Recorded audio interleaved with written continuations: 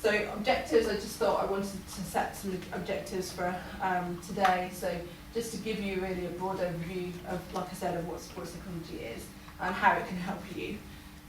Introduce and then discuss the concept of focus, so particularly going into that. It's talking quite a lot about the things that Dan talked about as well. Practical kind of things, common sense kind of things as well, but hopefully just getting you starting to think a bit more about how important the psychological preparation is as well. So discussing some techniques and tools that can help you focus on most day, then sort of summarising, giving you some top 10 tips that will hopefully help you as well.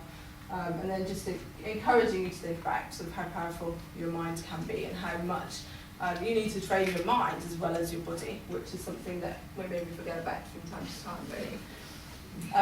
So this is just a brief kind of summary of what sort of sports psychology is. I'm sure you could get lots and lots of different definitions, but I thought that this sort of sums it up quite well, so that it addresses the mental and emotional factors that are linked with performance in sports and helps you to learn about how you think and also how you feel as well, which is very important, that sometimes that gets forgotten about in terms of sports psychology. Being really in touch with your body and aware of sort of what's going on inside your body. And also provide you with the tools to achieve a relaxed and consistently confident mindset at any time. So particularly important when you want it, particularly on race day. So who uses sports psychology? So anyone can really. And I think it's becoming a lot more accepted. It used to be a bit of a rude word, I think, that people used to, I'm not mad, so I don't need to see a psychologist. But it's British Cycling are using fantastic sports psychologists. A lot of other sort of teams and a lot of other sports are using sports psychologists. And interestingly, they're talking about 2012 as being the psychological games. So it's becoming a lot more accepted, particularly in the sort of elites level. Some good examples of some top sports people. Tiger Woods, whatever you think about him at the moment, but his recent case, he's actually been using sports psychology techniques since the age of 13. So things like imagery, so picturing things, picturing him putting and practicing relaxation and techniques to help him focus. Roger Federer, tennis-wise, aged 17, he decided that he needed to see a sports psychologist, which thinking and looking at him nowadays, you wouldn't think that he was anything ever but relaxed, but actually he was a very explosive and quite aggressive player when he was a lot younger. And he thought, I need sort of somebody to help me sort of sort this out a little bit. And age 17, he got a sports psychologist on board to help him with those sorts of things. Johnny Wilkinson, rugby-wise, he listens to a mental rehearsal CD before every match, which he really sort of feels just gets him a bit more into the zone and gets him ready for playing and into the mindset that he wants to be before he performs. And then Chris Hoare as well, he really strongly believes in the power of the imagery and visualization and uses that a lot in particular. And sort of believes that the more you practice, such as seeing the race going the way you want it to in your head, the more it'll feel natural and then it'll happen that way. So there are just some good examples that hopefully people, can identify with the sort of the sports personalities. So how can it help me? I'm sure you'll want to know what's the relevance to you. Just a list of things that it can help with, which are definitely not exhaustive. It can help you enhance your performance, improve your focus and concentration. That's something that we're going to come on to in the rest of the presentation. Help you to control your nerves and perform under pressure, so when you really need to be calm and things going the way you want them to. Help to overcome obstacles, so things are going to happen that you can't control everything, and it's how you then deal with obstacles that come up rather than trying to get rid of the obstacles that come up.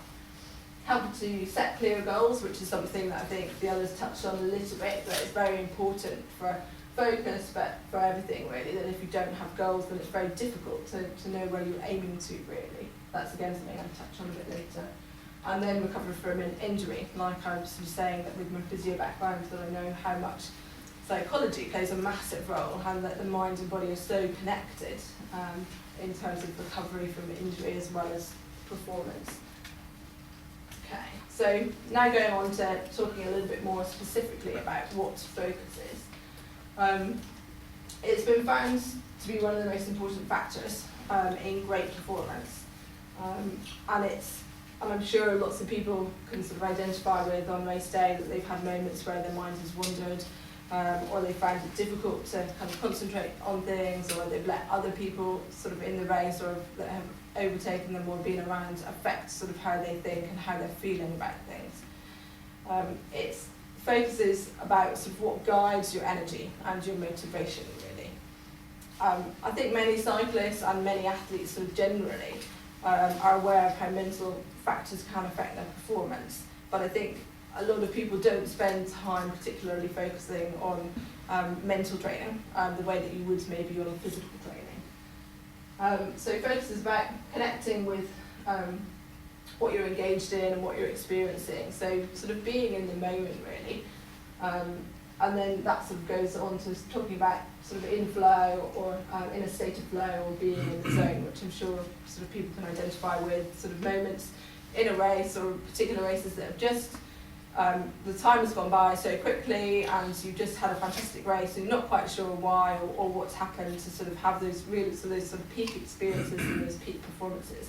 And it's about sort of trying to get in touch with, you know, what happened then and sort of trying to recreate those and making it less of a fluke chance and making it something that can happen a bit more often and more regularly because it's a little bit more planned, a bit like your physical preparation. With cycling, it depends on the type of event you're doing, but it can require sustained levels of focus, and that can be quite hard to maintain, particularly over long events that I know sort of the 5-hour races I've done. I've also done a 5-day adventure race in the Outer Hebrides that was horrendous weather, and cycled across Death Valley in America as well, which was quite heat intensive, shall we say, and sort of sustained over sort of 5 days. So I understand sort of maintaining focus is very difficult to do, particularly if you're doing a long race or if you're doing sort of day after day. And it's not necessarily about maintaining focus all the time. What's important is about regaining your focus and having the ability to be flexible with the type of focus that you have. So getting over distractions and then shifting your focus, which is something I'll come on to in a second as well. So there's different types of focus, and it's very, very difficult to maintain one type of focus for the whole time. So in the sort of literature, it's sort of broken up into internal and then external. These are just sort of simple examples within each. And then under internal and external, you have the narrow focus, and then you also have broad focus. So an example of a narrow external focus is focusing on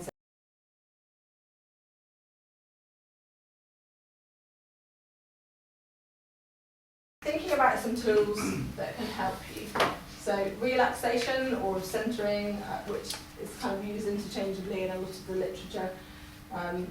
It's been sort of proven that people who are more relaxed find it easier to focus, and there's lots of different types of relaxation out there, really, different types of techniques, and it's about finding sort of what works for you, really.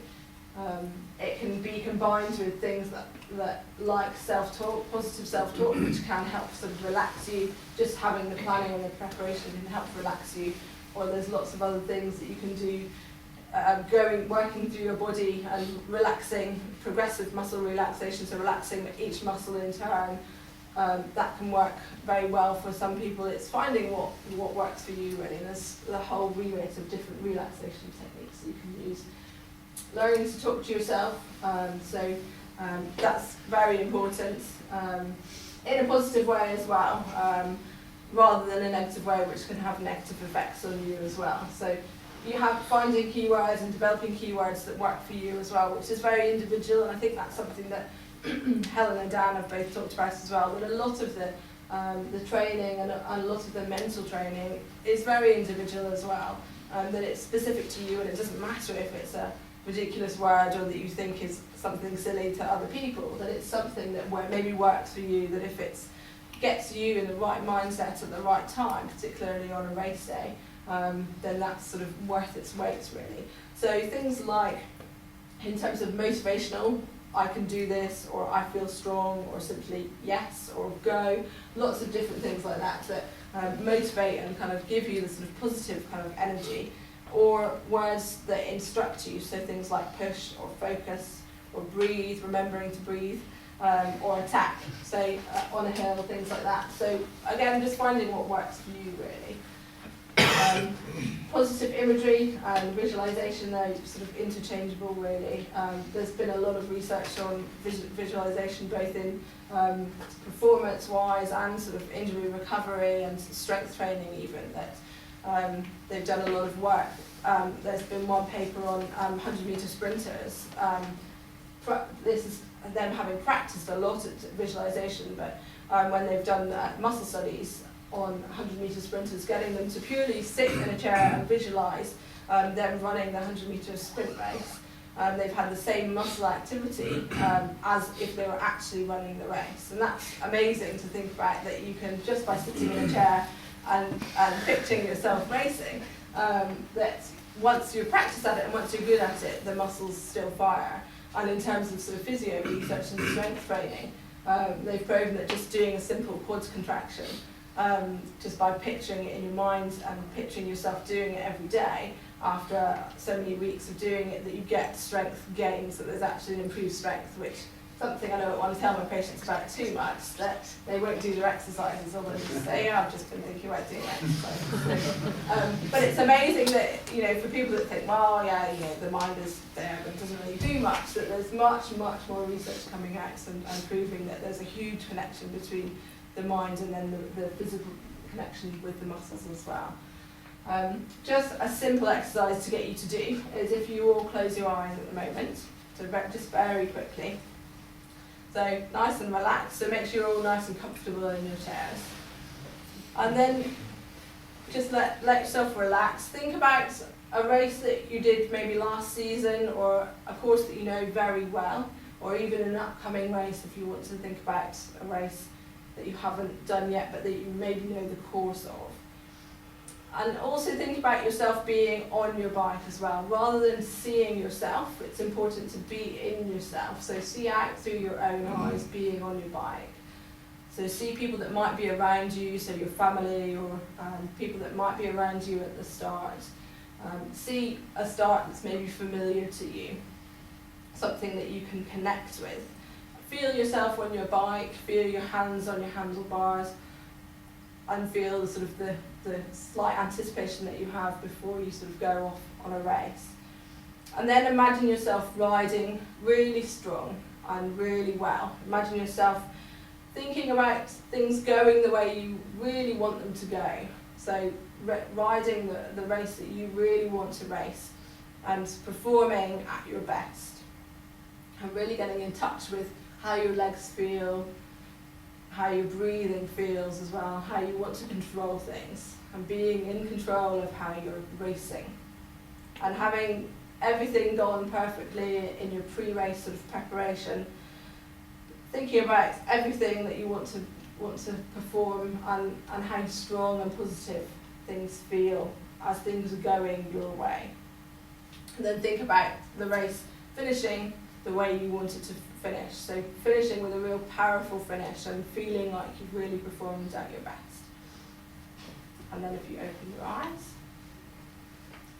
So that's just a really simple, kind of quick way of practicing the visualization, but it's something that does take practice, that some of you might have thought, wow, I'm not really kind of feeling myself in my own body. That you can do visualization seeing yourself, but it works much better. You can really get in touch with how your body feels and really believing and feeling that you're in your own body rather than seeing yourself. It's a much more powerful way of visualizing. And it's something that Chris Hoy does a lot of, and it does take practice to really, when you're good at going through visualization and imagery, you can go through it relatively quickly. But you can see and feel every sort of twitch and move of your hands on the handlebars, particularly on a course that you know. It's difficult if you haven't ridden the course, but that's why sort of pre-riding a course is quite important as well. So like I said before, mental skills need to be practiced, not just physical ones. Things like music, pre-race can really make a massive difference. That I don't know if people watch the Winter Olympics, but certainly before a lot of the events like the skeleton and the luge, you see a lot of people with their headphones on. That a lot of people have their own music that kind of gets them in the right frame of mind. It kind of shuts other people out, but also really motivates them and can be a very strong anchor. Music can really take you back to different points in your life or times where you've raced and performed really well, and it's a very personal thing as well. So it's not, but it can have a very strong link between sort of other events that have happened in the past, particularly if they've been positive. And then pre-performance routines as well. It's something that quite a lot of athletes, elite athletes, sort of have as well. So it's something that they go through, sort of almost like a ritual. Some of them are much more detailed than others, but prior to the start of a race, so they have specific things that they maybe do.